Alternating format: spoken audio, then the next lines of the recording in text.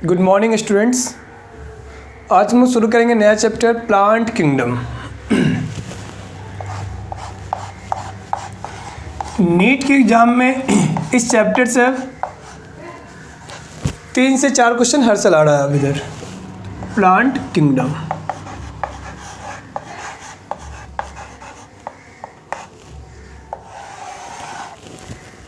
चलो ध्यान दो।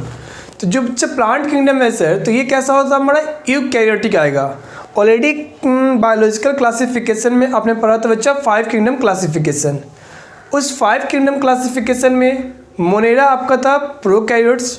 इसके बाद जितना भी था, चाहे प्रोटिस्टा हो, फंगाई हो या प्लांटी, एनिमेलिया, सब कैसा होता है यूकैरियोटिक। तो बच्चा आपका प्लांट कैसा बच्चा, प्लांट किंगडम से हमारा यूकैरियोटिक। अच्छा, यूकैरियोटिक हो गया। ये हमारा मल्टी सेलुलर होगा बच्चा, मल्टी सेलुलर। और इनको बोलोगे फोटोसिंथेटिक, यानी बच्चा हमारा ये फोटोसिंथेसिस में हेल्प करता है, यानी फोटोसिंथेसिस ही करेगा ये। आपने बोला यूकैरियोटिक है बच्चे, कैसा है हमारा ये मल्टी सेलुलर, और हमारा ये फोटोसिंथेसिस करता है। अगर हम बात करें इसका सेल वॉल का, तो सेल वॉल इनका बना हुआ किसका, सेलुलोज का। किसका बोलोगे, सेलुलोज का इनका सेल वॉल बना हुआ होता है। नेक्स्ट हम बात करें बच्चा, इनमें बोलेंगे sir alternation of generation show करता है ये, alternation of generation, alternation of generation.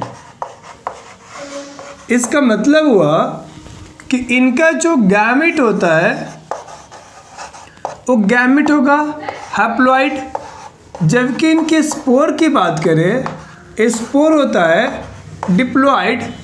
तो बच्चा ध्यान रखना, यानी ये शो करेगा हैप्लॉइड जब गैमेट होगा।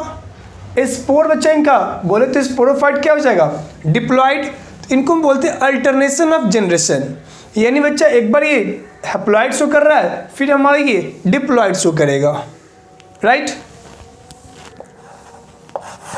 अच्छा ध्यान रखना बच्चा, हमारा जो प्लांट है सर, ये बच्चा कैसा होता है ऑटोट्रॉपिक्स, बोले तो फोटो ऑटोट्रॉप्स। लेकिन कुछ प्लांट हमारा बच्चा होता है सर हेटेरोट्रॉप्स भी, राइट। यानी मैंने प्लांट्स को 2 में डिवाइड करते हैं। एक बोलोगे आप फोटो ऑटोट्रॉप्स, फोटो ऑटोट्रॉप्स, और सेकेंड बोल दोगे हेटेरोट्रॉप्स। अच्छा, तो जो फोटो ऑटोट्रॉप्स है, इसमें एग्जाम्पल पूछेगा तो आपका मोस्टली जो ग्रीन प्लांट्स है वो इसी के एग्जाम्पल हो जाएगा। तो क्या बोल दोगे, mostly green plants, mostly green plants. जबकि हम बात करें हेटेरोट्रॉप्स में, तो हेटेरोट्रॉप्स के अंदर 2 बच्चे हम पढ़ेंगे। एक हो जाएगा पैरासाइटिक प्लांट्स, पैरासाइटिक प्लांट्स, और एक बोल दोगे आप इंसेक्टिवोरस प्लांट्स।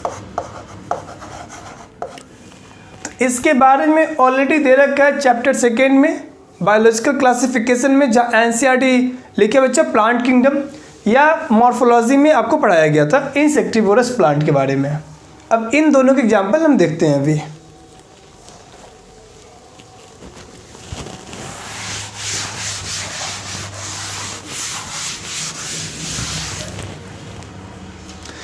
तो आपने बच्चा बोला अभी हमारा था एक से पैरासाइटिक प्लांट, सेकेंड आपने बोला था अभी इंसेक्टिवोरस प्लांट। तो इंसेक्टिवोरस प्लांट्स में एग्जाम्पल आ जाएगा Venus fly trap, Venus fly trap, या बोलोगे पीचर प्लांट, या तीसरा बोल दोगे ब्लैडर ओट्स, ब्लैडर ओट्स। जबकि पैरासाइटिक प्लांट्स के कुछ एग्जाम्पल ध्यान रखना सर आप, सैंटेलम एल्बम, या सिंपल बोले तो सैंडलवुड जो चंदन का पेड़ होता है। तो आपका जो चंदन का पेड़ है वो पैरासाइटिक होता है, यानी दूसरे प्लांट पे डिपेंड होगा। तो बच्चा बोल दोगे सैंडलवुड, सैंडलवुड। लेकिन हाँ, एक नोट डालना बच्चा कि हमारा होलो पैरासाइटिक कौन है, कैस्कुटा। जो कैस्कुटा का जो प्लांट है बच्चा, कैस्कुटा इज अ होलो पैरासाइट। आपने देखा होगा वो बेल का पेड़, उस बेल के पेड़ पे कैस्कुटा ये ग्रो करता है बच्चा, यानी पीला रंग का पूरा धागा टाइप का पूरे प्लांट पे ग्रो कर जाता है। तो जो कैस्कुटा है अपना न्यूट्रिशन उसी प्लांट से लेता है पूरा। तो ध्यान रखना ये हमारा होलो पैरासाइट है। जबकि बच्चा पैरासाइटिक मैंने क्या लिखा है, सैंडलवुड किसको बोलेंगे, चंदन का प्लांट। और इंसेक्टिवोरस प्लांट्स में आ जाएगा Venus fly trap, pitcher plant, या बोलोगे आप ब्लैडर ओट्स। ठीक है, नोट कीजिए, फिर आगे चलते हैं हम लोग।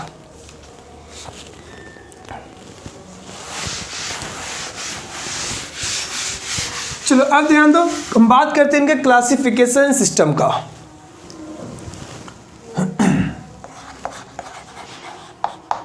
क्लासिफिकेशन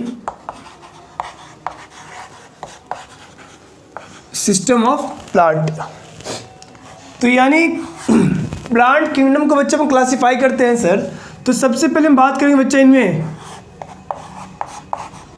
आर्टिफिशियल क्लासिफिकेशन, या सिस्टम बोल देना आप।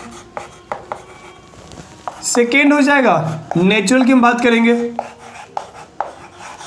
और तीसरा बोलोगे आप फाइलोजेनेटिक, फाइलोजेनेटिक। तो ध्यान दो, एक बोला आर्टिफिशियल, सेकेंड बोला नेचुरल, तीसरा बोला आपने फाइलोजेनेटिक। तो ये जो आर्टिफिशियल है ये बच्चा हमारा बेस्ड होगा सर मॉर्फोलॉजी पे। यानी बात करें सर प्लांट के हैबिट या नंबर या कलर या अरेंजमेंट ऑफ लिव्स, मॉर्फोलॉजी जो बाहर से अपीयर होगा उसकी बात करोगे आप मॉर्फोलॉजी के बेसिस पे। जबकि नेचुरल की बात किया जाए तो इसके अंदर आ जाएगा एनाटॉमी, या आप बोलोगे इसका मॉर्फोलॉजी, एम्ब्रियोलॉजिकल और फाइटोकेमिस्ट्री। 4 पॉइंट्स बोला इसमें से बोला मॉर्फोलॉजी, जबकि यहाँ पे मॉर्फोलॉजी, एनाटॉमी, फाइटोकेमिस्ट्री, एम्ब्रियोलॉजिकल। जबकि बात करें फाइलोजेनेटिक का तो इसमें बस एक ही है, इवोल्यूशनरी रिलेशनशिप। इन दोनों में प्रॉब्लम ये था आर्टिफिशियल में या नेचुरल क्लासिफिकेशन में कि दोनों में इवोल्यूशनरी की बात नहीं किया गया था, इन डेवलपमेंट कैसे हुआ इनकी बात नहीं किया गया। राइट, तो बच्चा लिखना आर्टिफिशियल में हमारा based on morphology, based on morphology.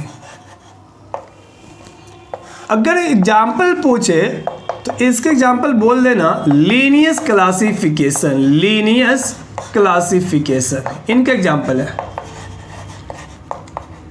अच्छा, डिमेरिट पूछता है, डिमेरिट क्या होगा, तो डिमेरिट बोल देना बच्चा not based on evolutionary relationship. यानी बच्चा हमारा डेवलपमेंट कैसे हो रहा है उस पर ये बेस्ड नहीं था। तो ध्यान रखना आप इनका। पहला बोलोगे बेस्ड ऑन मॉर्फोलॉजी। अच्छा, मॉर्फोलॉजी के अंदर मैंने बच्चे क्या क्या बोला था, इनकी हैबिट की बात करें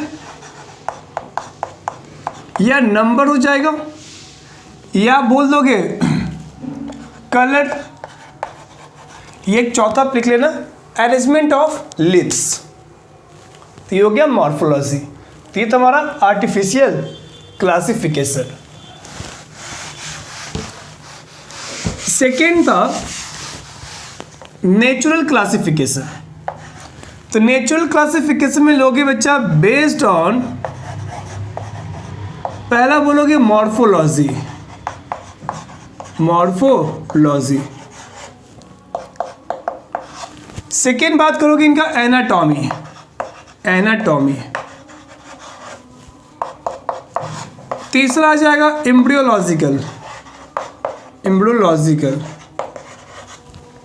और चौथा बोल दोगे फाइटो केमिस्ट्री।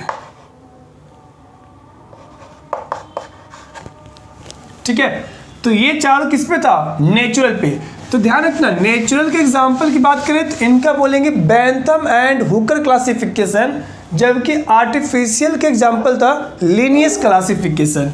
इनके एग्जाम्पल ध्यान रखना, Bentham and Hooker classification, Bentham and Hooker classification.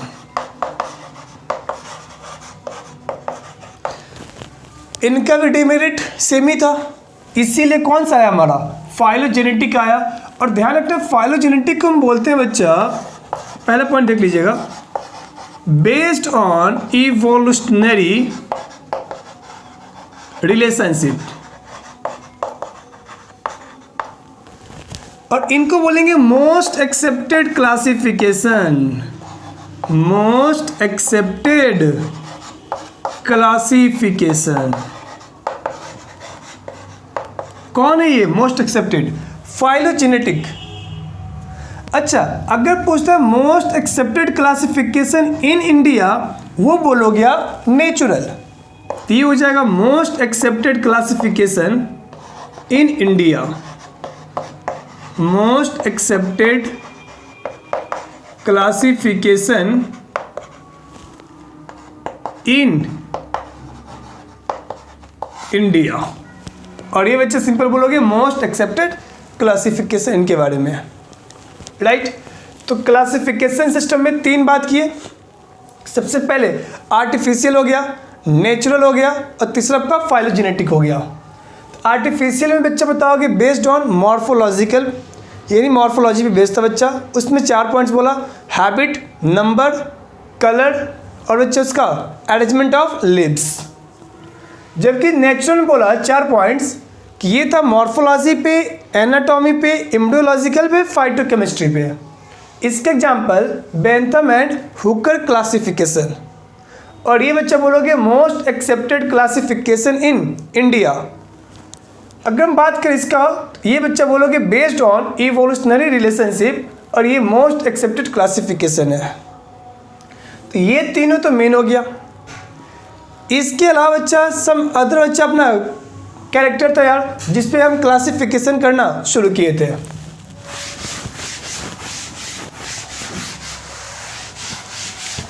तो जो सम अदर में बच्चा, उसमें पहले हम देखेंगे से कौन सा, पैलेंटोलॉजिकल। पहला बोलोगे पैलेंटोलॉजिकल, पैलेंटोलॉजिकल, यानी पैलेंटोलॉजिकल एविडेंस का था मतलब सर कि जो फॉसिल के एविडेंस पे हो, तो यानी based on fossil, based on fossil. Second आप याद करोगे न्यूमेरिकल। तो न्यूमेरिकल में बोलोगे जितना भी कैरेक्टर है सारे कैरेक्टर को कंसीडर करते हैं।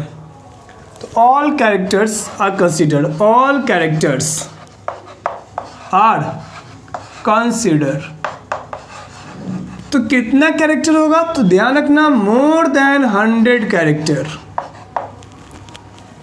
न्यूमेरिकल में पहला पॉइंट कि जितना भी कैरेक्टर है सबको कंसीडर किया जाएगा, और कितना कैरेक्टर है? तो मोर देन 100। आप सेकेंड ध्यान रखोगे कि जितना भी कैरेक्टर होगा सबको इक्वल वेटेज देना है, सबका वेटेज इक्वल होना चाहिए। तो बोलना है इक्वल वेटेज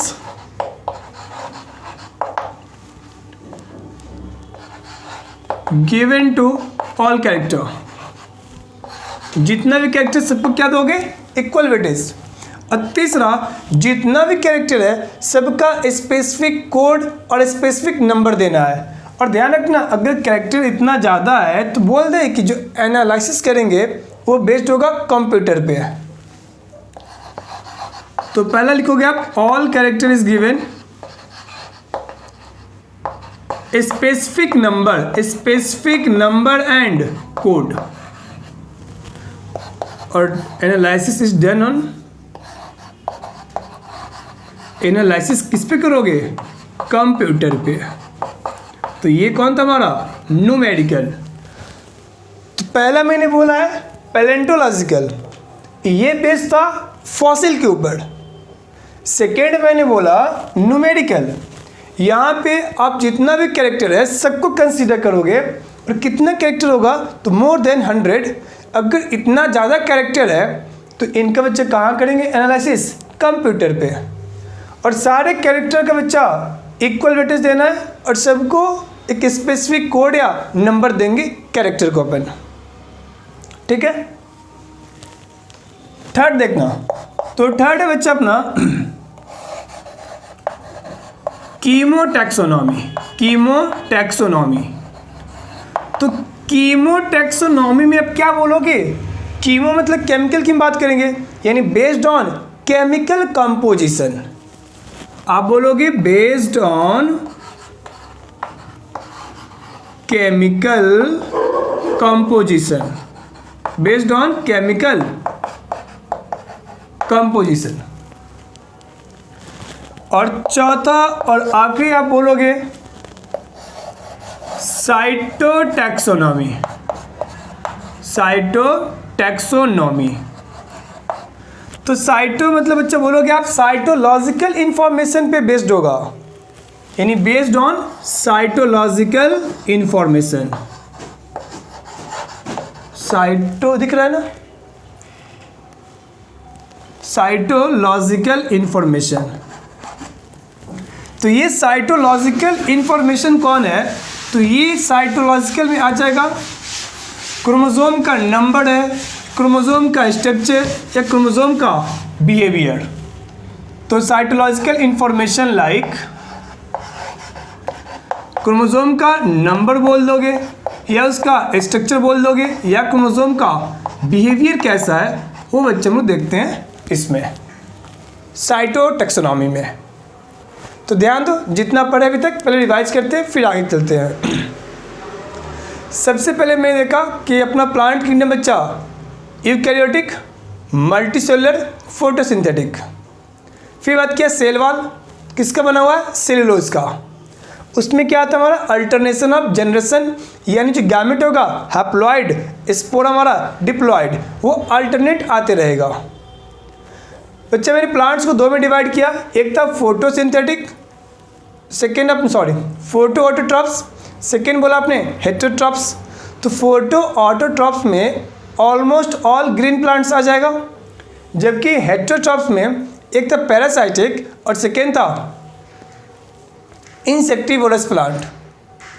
तो पैरासाइटिक में हो गया हमारा चंदन का पेड़, सैंडेलम एल्बम, या इसी को बोलते हैं सैंडलवुड। और इंसेक्टिवोरस में आ जाएगा Venus fly trap, pitcher plant या ब्लैडर ओट्स। नोट डाल के लिखे थे हम लोग कस्कुटा बच्चा क्या? Holoparasite. फिर मैंने किया क्लासिफिकेशन।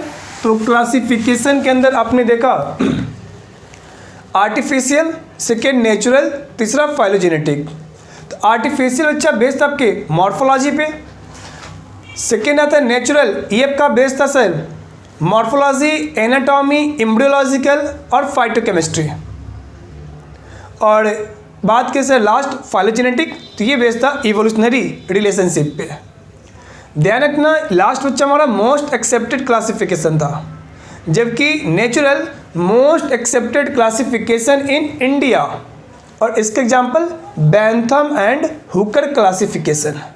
ठीक है। और ऊपर में था एग्जांपल लीनियस क्लासिफिकेशन। इन तीनों के अलावा अपन देखें सम अदर क्लासिफिकेशन का बेसिस।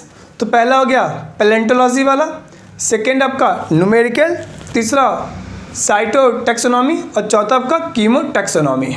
ठीक है। अब चलते हैं प्लांट्स के बच्चे अपन करते हैं इनका क्लासिफिकेशन, यानी सर प्लांट्स के अंदर बच्चा हमारा आएगा एल्गी, ब्रायोफाइट, टेरिडोफाइट, जिम्नोस्पर्म और एंजियोस्पर्म। अब ध्यान दो इनको। तो पहले बच्चे लिखते हैं सबसे पहले सर थैलोफाइटा,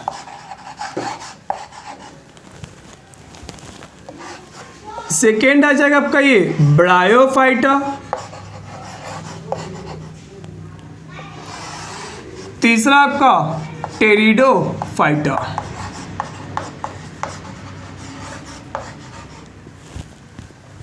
तो ध्यान देना, तो जो थैलोफाइटा में क्या बोलता है कि इनका जो बॉडी है ना, body is undifferentiated, body is undifferentiated, that is thalloid. इसका मतलब क्या बच्चा ये कि इनके बॉडी से डिफरेंशिएट ही नहीं हुआ अभी तक, यानी सिंपल एक बॉडी बना होगा, सिंपल स्ट्रक्चर, यानी यहाँ कोई रूट लीफ स्टेम इसके लायक भी नहीं था थैलोफाइटा में। इसमें कौन आता हमारा, एल्गी ही आ जाएगा। सेकेंड था ब्रायोफाइटा। तो ब्रायोफाइटा में इसमें बच्चा आ गया लीफ लाइक, लीफ लाइक या बोल दोगे आप रूट लाइक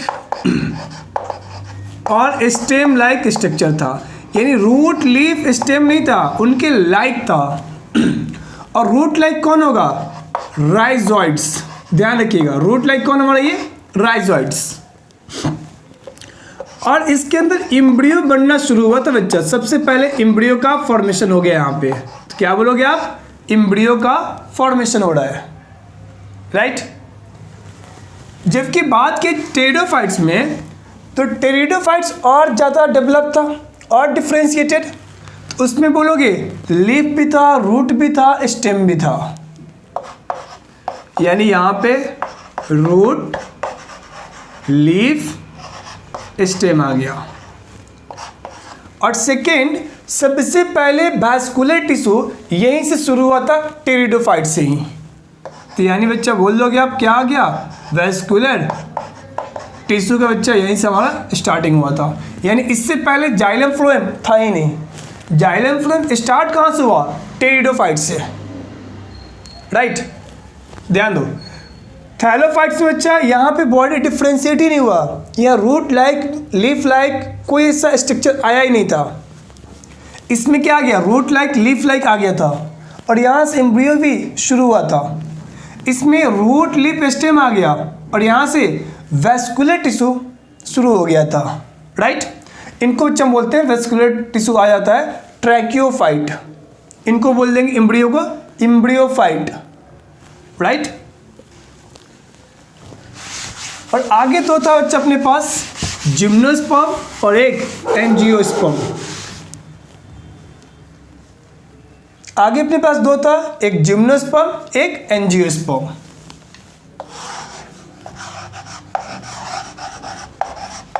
जिम्नोस्पर्म और लास्ट बोल दोगे आप एंजियोस्पर्म। ध्यान दो, तो जिम्नोस्पर्म का मतलब क्या हुआ, जिम्नो का मतलब ही होता है नेक्ड, और स्पर्म का मतलब सीड, यानी सीड तो बन गया, इसमें सीड का फॉर्मेशन हुआ। सीड का क्या हुआ, फॉर्मेशन। अब पूछेगा सबसे पहले सीड किस में बना, तो जिम्नोस्पर्म में। लेकिन सीड था कैसा, तो नेक्ड था। सीड कैसा था आपका, ये नेक्ड सीड था।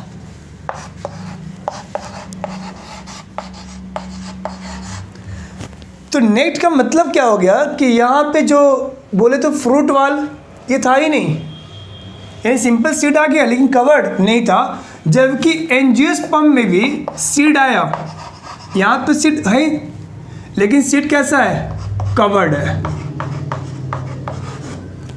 सीड कवर्ड, ठीक है।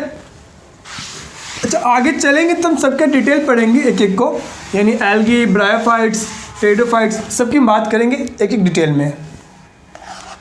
अब ये ध्यान दो आप, अगर पूछता एम्ब्रियोफाइटा, तो एम्ब्रियो कहाँ से शुरुआत हुआ था, ब्रायोफाइट से, यानी आ जाएगा ब्रायोफाइट्स, टेरिडोफाइट, जिम्नोस्पर्म, एंजियोस्पर्म, ठीक है। अगर पूछता है ट्रैकियोफाइट्स, तो यानी वेस्कुलर टिश्यू कहाँ शुरू हो गया, तो बोलोगे टेरिडोफाइट, जिम्नोस्पर्म, एंजियोस्पर्म।